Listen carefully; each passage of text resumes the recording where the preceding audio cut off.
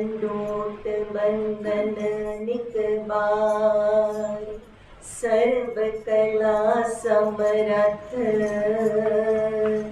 Dolan ते राखो प्रभु, नानक दे कर हाथ। ਧੰਨ ਧੰਨ ਪਹਿਲੇ ਪਾਤਸ਼ਾਹ ਨਿਰੰਕਾਰ ਸਰੂਪ ਗੁਰੂ ਨਾਨਕ ਦੇਵ ਜੀ ਦੇ ਵੱਡੇ ਸਾਹਿਬਜ਼ਾਦੇ ਬਾਬਾ ਸ਼੍ਰੀ ਚੰਦ ਜੀ। ਸ਼੍ਰੀ ਚੰਦ ਜੀ ਮਹਾਰਾਜ ਬਚਪਨ ਤੋਂ ਜਨਮ ਤੋਂ ਹੀ ਬੜੀ ਜਿਹੜੀ ਆਪਣੀ ਅਵਸਥਾ ਦੇ ਮਾਲਕ ਆਏ ਨੇ, ਉਹ ਜਤੀ ਸੱਤੀ ਦੇ ਤਪਸਵੀ ਇਹਨਾਂ ਅਵਸਥਾਵਾਂ ਦੇ ਮਾਲਕ ਆਏ ਨੇ। ਰਿੱਧੀਆਂ ਸਿੱਧੀਆਂ ਉਹਨਾਂ ਦੇ ਅੱਗੇ ਪਿੱਛੇ ਸੀ, ਕਿਉਂਕਿ ਨਿਰੰਕਾਰ ਦੇ ਘਰ ਤਾਂ ਕੋਈ ਵੱਡੀ ਆਤਮਾ, ਕੋਈ ਤਪਸਵੀ, ਕੋਈ ਮਹਾ ਆਤਮਾ ਹੀ ਆਏਗੀ। ਆਪ ਨਿਰੰਕਾਰ ਦੇ ਘਰ 'ਤੇ ਕੋਈ ਐਵੇਂ ਦੀ ਆਤਮਾ ਆ ਨਹੀਂ ਸਕਦੀ ਨਾ ਜਿਹੜੀ ਪਰਮਾਤਮਾ ਨਾਲ ਇੱਕ ਮਿਕ ਨਾ ਹੋਏ। ਕਹਿੰਦੇ ਨੇ ਜਦੋਂ ਬਾਬਾ ਸ਼੍ਰੀ ਚੰਦ ਜੀ ਦਾ ਜਨਮ ਹੋਇਆ, ਉਹਨਾਂ ਦੇ ਸਰੀਰ 'ਤੇ ਜਿਵੇਂ ਜੋਗੀਆਂ ਦੇ ਸਰੀਰ 'ਤੇ ਵਿਭੂਤ ਲੱਗੀ ਹੁੰਦੀ, ਥੋੜ੍ਹੀ ਵਿਭੂਤ ਜਿਵੇਂ ਲੱਗੀ ਆਈ ਧੁਰੋਂ। ਬਚਪਨ ਤੋਂ ਇੱਕ ਸਾਧੂ ਆਤਮਾ, ਬਿਲਕੁਲ ਉਦਾਸੀਨ ਪ੍ਰਵਰਤੀ ਦੇ ਮਾਲਕ ਸੀ। ਗੁਰੂ ਨਾਨਕ ਪਾਤਸ਼ਾਹ ਨੇ ਦੇਖਿਆ ਜਗਤ ਤੋਂ ਬਿਲਕੁਲ ਨਿਰਾਸ਼ ਨੇ, ਜਗਤ ਤੋਂ ਕੋਈ ਚਾਹੀਦਾ ਹੀ ਨਹੀਂ, ਕਿਸੇ ਨਾਲ ਕੋਈ ਮਤਲਬ ਨਹੀਂ, ਕੁਝ ਲੈਣਾ ਨਹੀਂ। ਉਦਾਸੀਨ ਤੋਂ ਭਾਵ ਉਦ ਆਸਨ, ਆਪਣੇ ਹੀ ਆਸਨ 'ਤੇ ਵਿਰਾਜਮਾਨ ਹੋਣਾ, ਆਪਣੇ ਵਿੱਚ ਹੀ ਲੀਨ ਲੈਣਾ, ਆਪਣੇ ਅੰਤਰ ਆਤਮੇ ਅੰਦਰ ਹੀ ਲੀਨਤਾ ਬਣੀ ਰਹਿਣੀ, ਅੰਦਰ ਹੀ ਪਰਮਾਤਮਾ ਦੇ ਦਰਸ਼ਨ ਕਰਨੇ। ਬਾਹਰ ਕਿਸੇ ਨਾਲ ਕੋਈ ਮਤਲਬ ਨਹੀਂ, ਕਿਸੇ ਵਸਤੂ ਨਾਲ, ਕਿਸੇ ਪ੍ਰਾਣੀ ਨਾਲ, ਕਿਸੇ ਜੀਅ ਨਾਲ, ਮਾਇਆ ਨਾਲ ਕੋਈ ਸੰਬੰਧ ਨਹੀਂ ਹੈ। ਕਹਿੰਦੇ ਐਵੇਂ ਦੀ ਆਤਮਾਵਾਂ ਘੱਟ ਹੁੰਦੀਆਂ ਨੇ, ਐਵੇਂ ਦੀ ਮਹਾਨ ਆਤਮਾਵਾਂ, ਪਰ ਜਗਤ ਵਿੱਚ ਹੁੰਦੀਆਂ ਨੇ। ਆਪ ਜੀ ਔਰ ਮੈਂ, ਜਿਵੇਂ ਅਸੀਂ ਸਾਡੀ ਅਰਦਾਸ ਹੁੰਦੀ ਏ, ਇਹ ਲੋਕ ਸੁਖੀਏ ਪਰ ਲੋਕ ਸੁਹੇਲੇ, ਸਾਡੀ ਤੇ ਅਰਦਾਸ ਹੁੰਦੀ ਹੈ ਨਾ ਕਿ ਮਹਾਰਾਜ ਇਹ ਲੋਕ ਵੀ ਤੇ ਅਗਲਾ ਲੋਕ ਵੀ।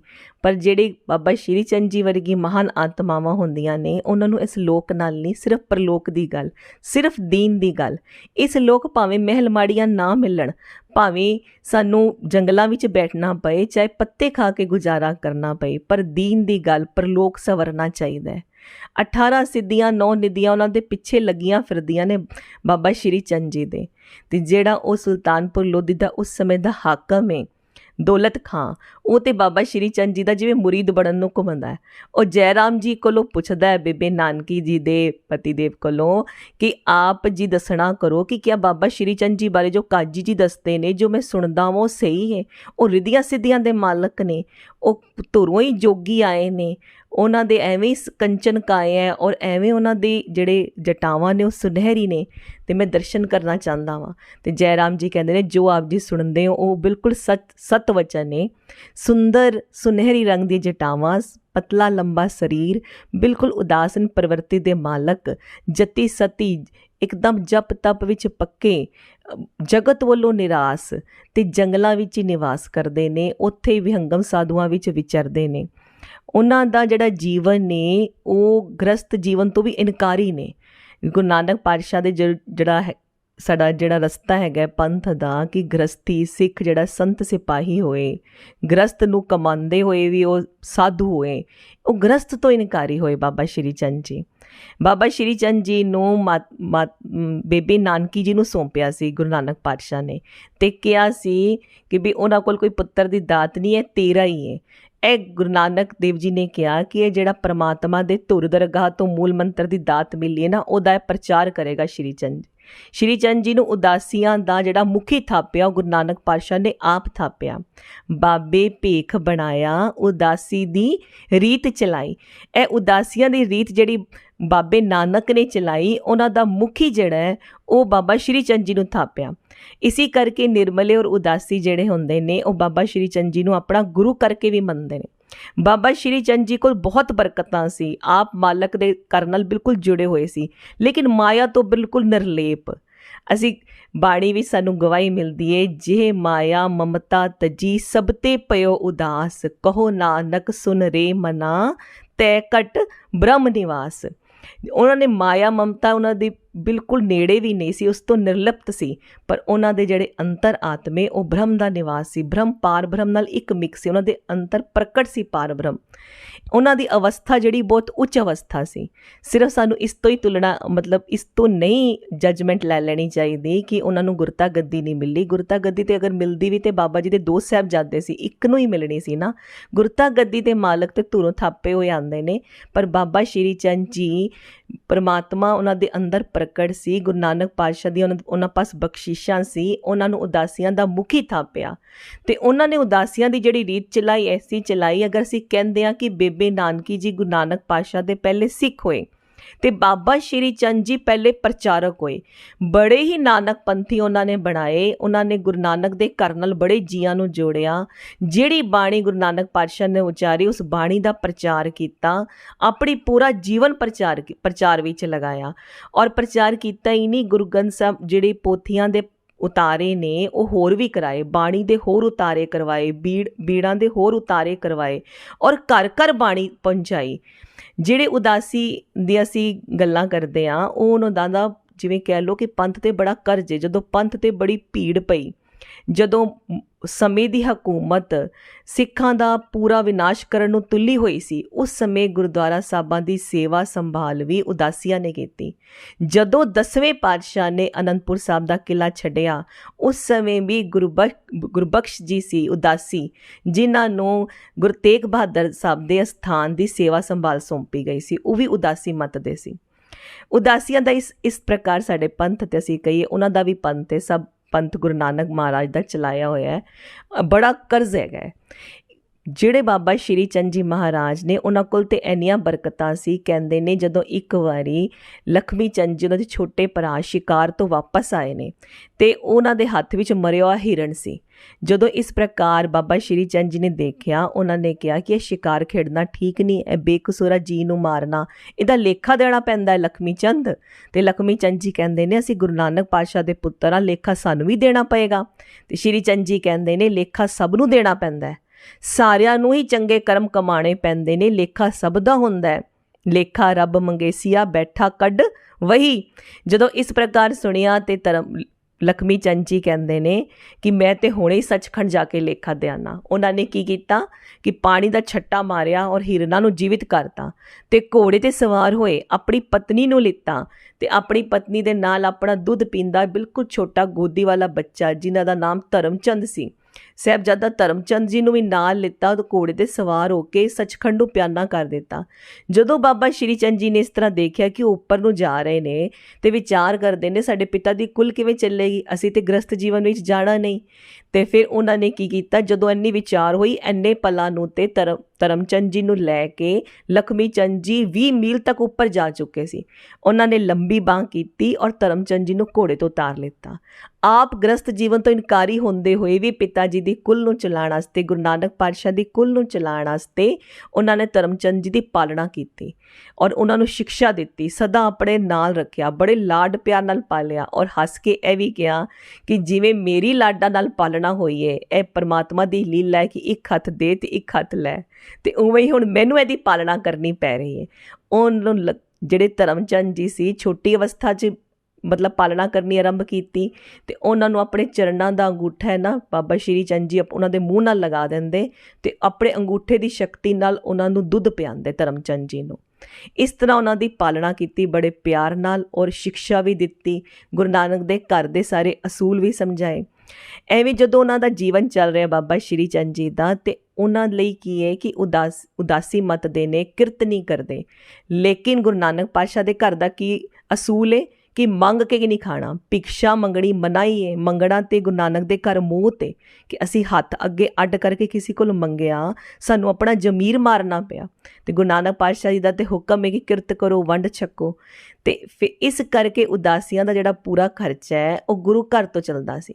ਕਾਰ ਭੇਟਾ ਗੁਰੂ ਅੰਗਦ ਦੇਵ ਪਾਤਸ਼ਾਹ ਵੀ ਦਿੰਦੇ ਸੀ, ਫਿਰ ਗੁਰੂ ਅਮਰਦਾਸ ਪਾਤਸ਼ਾਹ ਵੀ, ਫਿਰ ਗੁਰੂ ਰਾਮਦਾਸ ਪਾਤਸ਼ਾਹ ਵੀ। ਆਪ ਬਾਬਾ ਸ਼੍ਰੀ ਚੰਦ ਜੀ ਘੋੜੇ 'ਤੇ ਸਵਾਰ ਹੋ ਕੇ ਗੁਰੂ ਘਰ ਪਾਸੋਂ ਆਪਣੀ ਕਾਰ ਭੇਟਾ ਲੈਣ ਆਉਂਦੇ ਸੀ, ਜਿਹਦਾ ਨਾਲ ਉਹਨਾਂ ਦਾ ਪੂਰੀ ਮੰਡਲੀ ਦਾ ਖਰਚਾ ਚੱਲਦਾ ਸੀ। ਬਾਬਾ ਸ਼੍ਰੀ ਚੰਦ ਜੀ ਨੇ ਆਪਣੇ ਜੀਵਨ ਦਾ ਤਕਰੀਬਨ ਜ਼ਿਆਦਾ ਵੱਡਾ ਸਮਾਂ ਜਿਹੜਾ ਉਹ ਜ਼ਿਲ੍ਹਾ ਗੁਰਦਾਸਪੁਰ ਦੇ ਬਾਠ ਸਾਹਿਬ ਪਿੰਡ ਵਿੱਚ ਗੁਜ਼ਾਰਿਆ ਹੈ। ਉੱਥੇ ਉਹਨਾਂ ਦਾ ਵੱਡਾ ਡੇਰਾ ਹੈ। ਬਾਬਾ ਸ਼੍ਰੀ ਚੰਦ ਜੀ ਦੇ ਜਿਹੜੇ ਹੋਰ ਸਥਾਨ ਨੇ ਉਹ ਲੱਦਾਖ, ਇੱਧਰ ਬਗਦਾਦ, ਕੰਧਾਰ, ਕਾਬੁਲ ਸਾਰੇ ਪਾਸੇ ਬਣੇ ਹੋਏ ਨੇ, ਕਿਉਂਕਿ ਨਾਨਕ ਪੰਥੀਆਂ ਨੂੰ ਬਹੁਤ ਜੋੜਿਆ, ਬਹੁਤ ਲੋਕਾਂ ਨੂੰ, ਬਹੁਤ ਸੰਗਤ ਨੂੰ ਜੋ ਤੁਸੀਂ ਕਹੋ ਕਿ ਗੁਰੂ ਨਾਨਕ ਦੇ ਘਰ ਨਾਲ ਜੋੜਿਆ। ਅਤੇ ਇਹਨਾਂ ਸਭ ਸਥਾਨਾਂ 'ਤੇ ਵੀ ਬਾਬਾ ਸ਼੍ਰੀ ਚੰਦ ਜੀ ਦੇ ਸਥਾਨਾਂ ਦੇ ਦਰਸ਼ਨ ਕੀਤੇ ਜਾ ਸਕਦੇ ਨੇ। ਪਰ ਬਾਠ ਸਾਹਿਬ 'ਤੇ ਬਹੁਤ ਵੱਡਾ ਸਥਾਨ ਬਣਿਆ ਹੋਇਆ ਹੈ, ਜਿੱਥੇ ਬਾਬਾ ਸ਼੍ਰੀ ਚੰਦ ਜੀ ਨੇ ਆਪਣੇ ਜੀਵਨ ਦੇ ਤਕਰੀਬਨ 62 ਤੋਂ 65 ਸਾਲ ਗੁਜ਼ਾਰੇ ਹੈਗੇ ਨੇ। 150 ਸਾਲ ਦੀ ਦੁਨਿਆਵੀ ਆਯੂ ਸੀ, 151 ਸਾਲ ਦੀ। ਬਾਬਾ ਬੁੱਢਾ ਸਾਹਿਬ ਤੋਂ ਵੀ 1 ਸਾਲ ਜ਼ਿਆਦਾ ਦੀ ਉਮਰ ਜਿਹੜੀ ਹੈ ਉਹਨਾਂ ਨੇ ਬਾਬਾ ਸ਼੍ਰੀ ਚੰਦ ਜੀ ਨੇ ਭੋਗੀ ਹੈ। ਕਹਿੰਦੇ ਇੱਕ ਵਾਰ ਲਾਹੌਰ ਦੇ ਰਾਜੇ ਦਾ ਨਾ ਬੇਟਾ ਬਹੁਤ ਬਿਮਾਰ ਹੋ ਗਿਆ।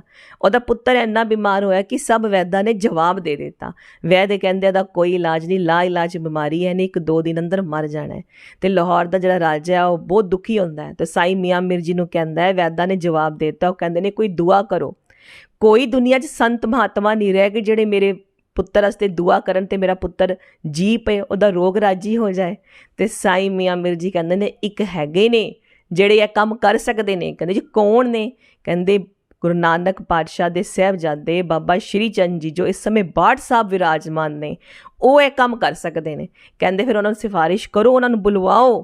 ਅਤੇ ਫਿਰ ਜਦੋਂ ਸਾਈਂ ਮੀਆਂ ਮੀਰ ਜੀ ਕਹਿੰਦੇ ਨੇ ਕਿ ਆਪਣੇ ਸੈਨਿਕਾਂ ਨੂੰ ਵਜ਼ੀਰ ਨੂੰ ਭੇਜੋ ਜੋ ਆਦਰ ਸਨਮਾਨ ਨਾਲ ਬਾਬਾ ਸ਼੍ਰੀ ਚੰਦ ਜੀ ਨੂੰ ਲੈ ਕੇ ਆਉਣ, ਅਤੇ ਕਹਿਣ ਸਾਈਂ ਮੀਆਂ ਮੀਰ ਜੀ ਨੇ ਬੁਲਵਾਇਆ ਹੈ। ਅਤੇ ਜਦੋਂ ਇਸ ਤਰ੍ਹਾਂ ਰਾਜਾ ਆਪਣੇ ਵਜ਼ੀਰ ਨੂੰ ਭੇਜਦਾ ਹੈ ਅਤੇ ਬਹੁਤ ਸੋਹਣੇ ਹਾਥੀ 'ਤੇ ਬੜੀ ਵਧੀਆ ਪਾਲਕੀ ਸਜਾ ਕੇ ਭੇਜਦਾ ਹੈ, ਸੈਨਾ ਦੀ ਟੁਕੜੀ ਵੀ ਨਾਲ ਭੇਜਦਾ ਹੈ ਕਿ ਬੜੇ ਆਦਰ ਸਨਮਾਨ ਨਾਲ ਬਾਬਾ ਸ਼੍ਰੀ ਚੰਦ ਜੀ ਨੂੰ ਲੈ ਕੇ ਆਓ। ਮੇਰੇ ਪੁੱਤਰ ਦੀ ਜ਼ਿੰਦਗੀ ਦਾ ਸਵਾਲ ਹੈ, ਇਸ ਘਰ ਦੀ ਵੰਸ਼ ਦਾ ਸਵਾਲ ਹੈ, ਰਾਜ ਘਰਾਨੇ ਦੀ ਮਰਿਆਦਾ ਦਾ ਸਵਾਲ ਹੈ। ਤੁਸੀਂ ਬਾਬਾ ਸ਼੍ਰੀ ਚੰਦ ਜੀ ਨੂੰ ਲੈ ਕੇ ਆਓ ਔਰ ਕਹੋ ਕਿ ਸਾਈਂ ਮੀਆਂ ਮੀਰ ਜੀ ਨੇ ਭੇਜਿਆ। ਜਦੋਂ ਇਸ ਤਰ੍ਹਾਂ ਜਦੋਂ ਜਾਂਦੇ ਨੇ ਬਾਬਾ ਸ਼੍ਰੀ ਚੰਦ ਜੀ ਨੂੰ ਲੈਣ ਵਾਸਤੇ, ਅਤੇ ਰਾਜਾ ਪਿੱਛੋਂ ਸੋਚਦਾ ਹੈ ਕਿ ਜ਼ਰੂਰ ਸ਼੍ਰੀ ਚੰਦ ਜੀ ਇੱਥੇ ਆਉਣਗੇ।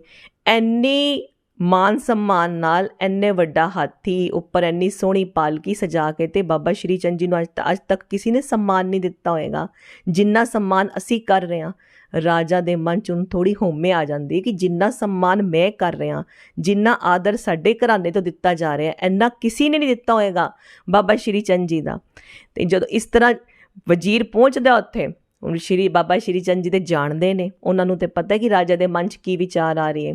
ਬਾਬਾ ਸ਼੍ਰੀ ਚੰਦ ਜੀ ਨੂੰ ਵਜ਼ੀਰ ਵੱਲੋਂ ਸੁਨੇਹਾ ਮਿਲਦਾ ਹੈ ਕਿ ਸਾਈਂ ਮੀਆਂ ਮੀਰ ਜੀ ਨੇ ਭੇਜਿਆ ਹੈ, ਉਹ ਚਾਹੁੰਦੇ ਨੇ ਕਿ ਆਪ ਜੀ ਰਾਜੇ ਦੇ ਪੁੱਤਰ ਨੂੰ ਰਾਜੀ ਕਰ ਦਿਓ। ਅਤੇ ਬਾਬਾ ਸ਼੍ਰੀ ਚੰਦ ਜੀ ਕਹਿੰਦੇ ਨੇ ਸਾਈਂ ਮੀਆਂ ਮੀਰ ਜੀ ਨੇ ਭੇਜਿਆ ਹੈ, ਇਸ ਕਰਕੇ ਅਸੀਂ ਜ਼ਰੂਰ ਆਵਾਂਗੇ, ਪਰ ਅਸੀਂ ਆਪਣੇ ਆਪ ਆਵਾਂਗੇ, ਅਸੀਂ ਇਸ ਹਾਥੀ 'ਤੇ ਨਹੀਂ ਜਾਵਾਂਗੇ।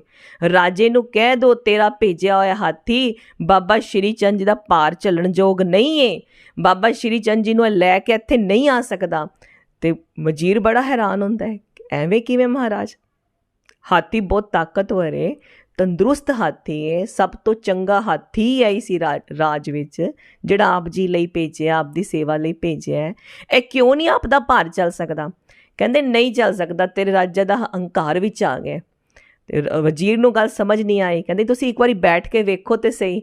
ਬਾਬਾ ਸ਼੍ਰੀ ਚੰਦ ਜੀ ਨੇ ਆਪਣੀ ਜਿਹੜੀ ਮੋਢੇ 'ਤੇ ਪਤਲੀ ਜਿਹੀ ਕੰਬਲੀ ਪਾਈ ਹੋਈ ਸੀ ਨਾ, ਉਹ ਕੰਬਲੀ ਲਾ ਕੇ ਪਾਲਕੀ 'ਚ ਰੱਖਤੀ। ਕਹਿੰਦੇ ਲੋ ਹਾਥੀ ਨੂੰ ਲੈ ਜਾਓ। ਕਹਿੰਦੇ ਹਾਥੀ ਉੱਠ ਨਹੀਂ ਸਕਿਆ, 2 ਕਦਮ ਨਹੀਂ ਚੱਲ ਸਕਿਆ, ਹਾਥੀ ਦੀ ਚੀਕਾਂ ਨਿਕਲ ਗਈਆਂ ਕਿ ਭਾਰ ਬਹੁਤ ਜ਼ਿਆਦਾ ਹੈ। ਫਿਰ ਵਜ਼ੀਰ ਨੂੰ ਇਹ ਕੋਤਕ ਦੇਖ ਕੇ ਸਮਝ ਆਇਆ, ਉਹਨੇ ਹੱਥ ਜੋੜ ਕੇ ਮਾफ़ੀ ਮੰਗੀ ਅਤੇ ਦੁਹਾਈ ਪਾਈ ਕਿ ਤੁਸੀਂ ਜ਼ਰੂਰ ਆਓ। ਅਤੇ ਬਾਬਾ ਸ਼੍ਰੀ ਚੰਦ ਜੀ ਕਹਿੰਦੇ ਅਸੀਂ ਆਵਾਂਗੇ, ਕੱਲ੍ਹ ਨੂੰ ਆਪੇ ਆਵਾਂਗੇ। ਐਵੇਂ ਜਦੋਂ ਬਾਠ ਸਾਹਿਬ ਤੋਂ ਲਾਹੌਰ ਬਾਬਾ ਸ਼੍ਰੀ ਚੰਦ ਜੀ ਪਹੁੰਚਦੇ ਨੇ, ਅਤੇ ਰਾਜੇ ਦਾ ਪੁੱਤਰ ਤਾਂ ਤੱਕ ਚੜ੍ਹਾਈ ਕਰ ਜਾਂਦਾ ਹੈ।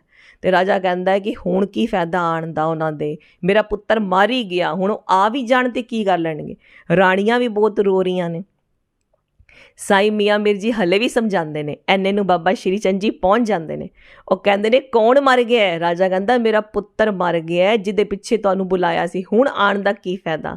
ਕਹਿੰਦੇ ਜਿਹਦੀ ਸਿਫਾਰਿਸ਼ ਪਾਈ ਹੈ ਨਾ, ਉਹਦੇ ਪਿੱਛੇ ਆਏ ਆ ਸਾਈਂ ਮੀਆਂ ਮੀਰ ਜੀ, ਤੇਰੇ ਕਰਕੇ ਤੇ ਆਏ ਨਹੀਂ। ਐਵੇਂ ਉਹਦੇ ਪੁੱਤਰ ਨੂੰ ਦੇ ਕੇ ਕਹਿੰਦੇ ਇਹ ਚੜ੍ਹਾਈ ਕਰ ਗਏ। ਬਾਬਾ ਸ਼੍ਰੀ ਚੰਦ ਜੀ ਨੇ ਆਪਣੀ ਜਟਾ ਦੀਆਂ 2 ਬੂੰਦਾਂ ਪਾਣੀ ਨਿਚੋੜ ਕੇ ਉਹਦੇ ਮੁਖ 'ਚ ਪਾਈਆਂ, ਅਤੇ ਉਹ ਜੀਵਿਤ ਹੋ ਗਿਆ।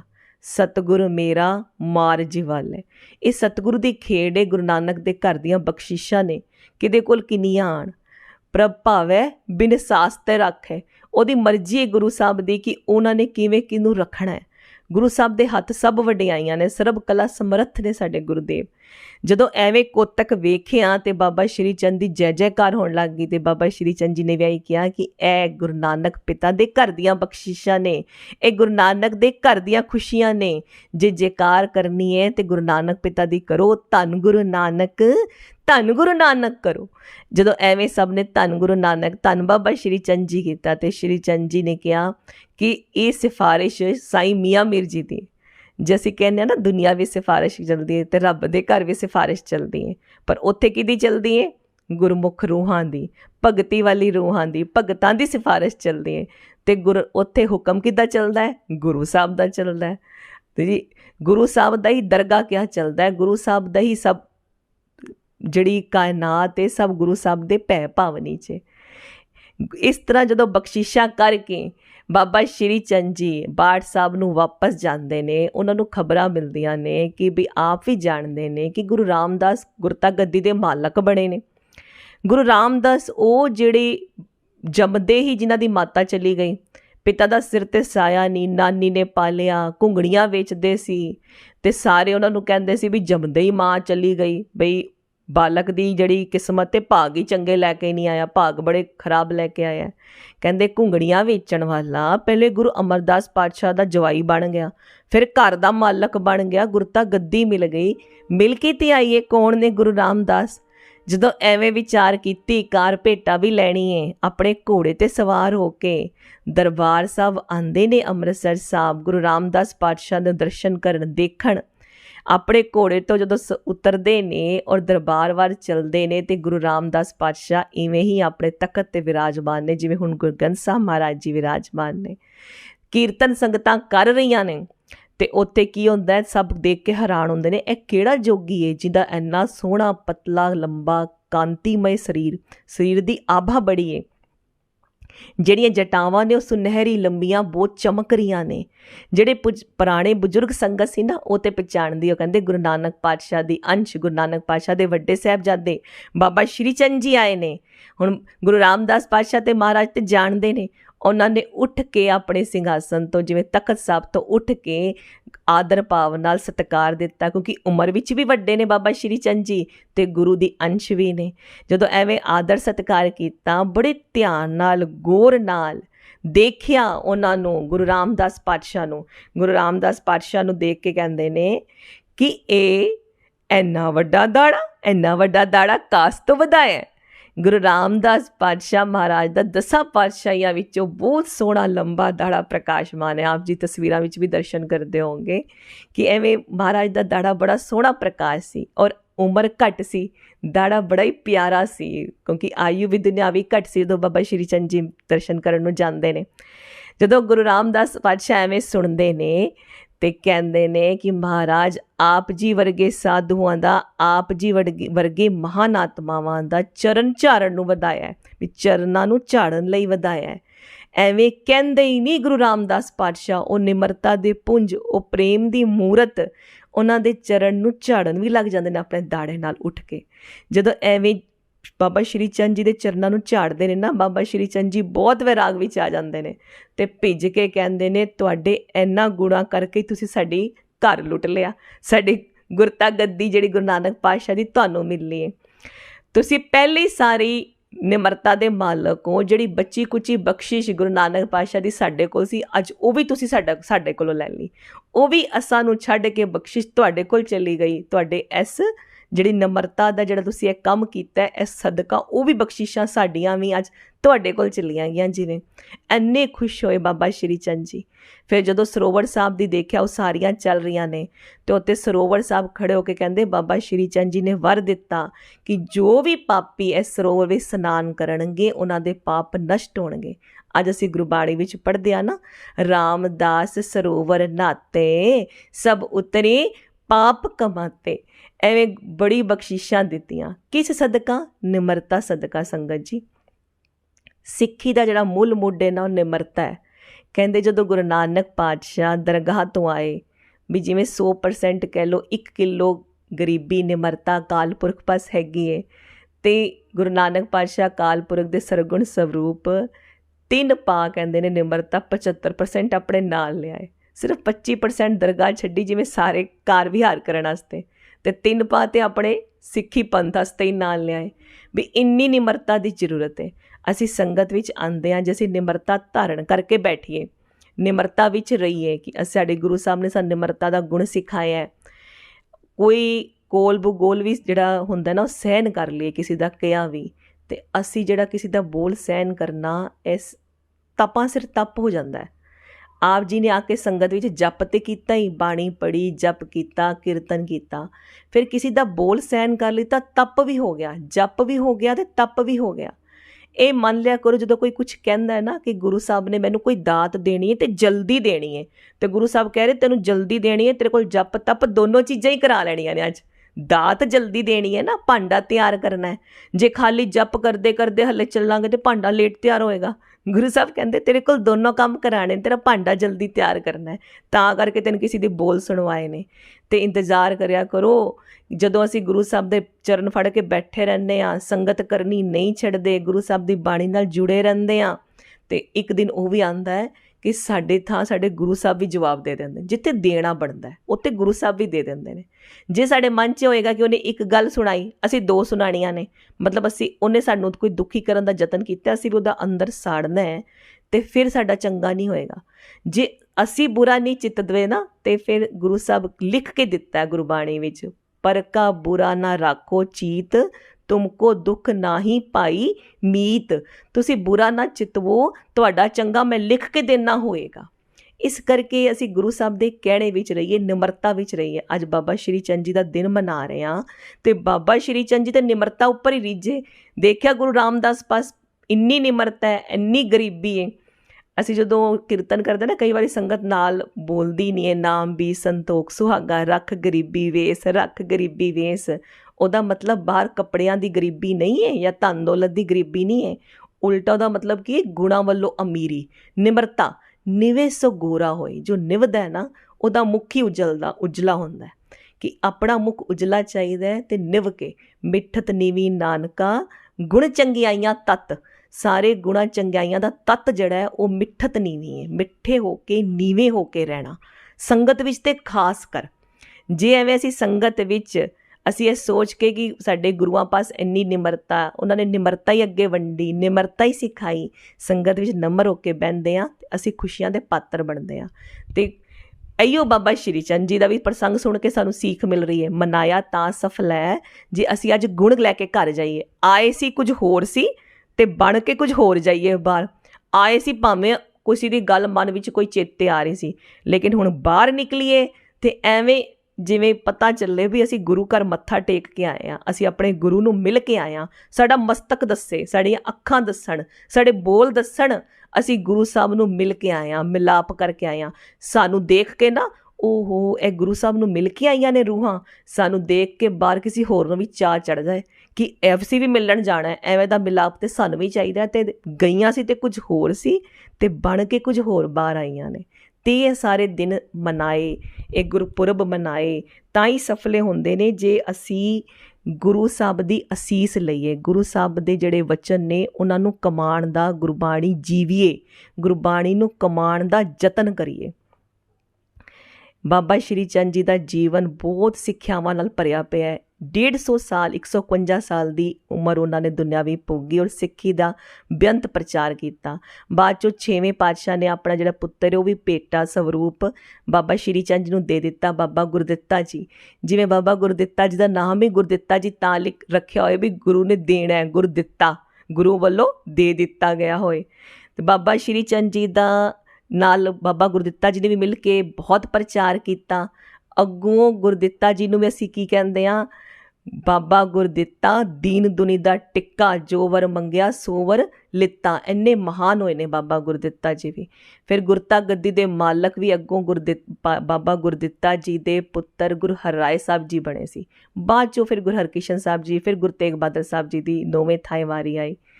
ਇਸ ਤਰ੍ਹਾਂ ਬਾਬਾ ਸ਼੍ਰੀ ਚੰਦ ਜੀ ਦਾ ਜੋ ਜੀਵਨ ਦਰਸ਼ਨ ਹੈ ਉਹ ਬਹੁਤ ਅਨਮੋਲ, ਅਨੋਖਾ, ਬਹੁਤ ਵਿਲੱਖਣ ਹੈਗਾ। ਮਹਾਰਾਜ ਕਿਰਪਾ ਕਰਨ ਸਾਡੇ ਦਿਨ ਮਨਾਏ ਸਫਲੇ ਹੋਣ, ਅਸੀਂ ਹਮੇਸ਼ਾ ਗੁਰੂ ਘਰ ਨਾਲ ਜੁੜੇ ਰਹੀਏ, ਹਮੇਸ਼ਾ ਗੁਰੂ ਘਰ ਦੇ ਗੁਣ ਗਾਉਂਦੇ ਰਹੀਏ, ਵੀ ਇਹ ਜਿਹੜੇ ਦੀਵਾਨ ਨੇ ਸਜਦੇ ਰਹਿਣ, ਅਤੇ ਜਿਹੜੇ ਗੁਰੂ ਖਾਲਸਾ ਪੰਥ ਦੇ ਜਿਹੜੇ ਨਿਸ਼ਾਨ ਨੇ ਉਹ ਹਮੇਸ਼ਾ ਝੂਲਦੇ ਰਹਿਣ। ਵਾਹਿਗੁਰੂ ਜੀ ਕਾ ਖਾਲਸਾ ਵਾਹਿਗੁਰੂ ਜੀ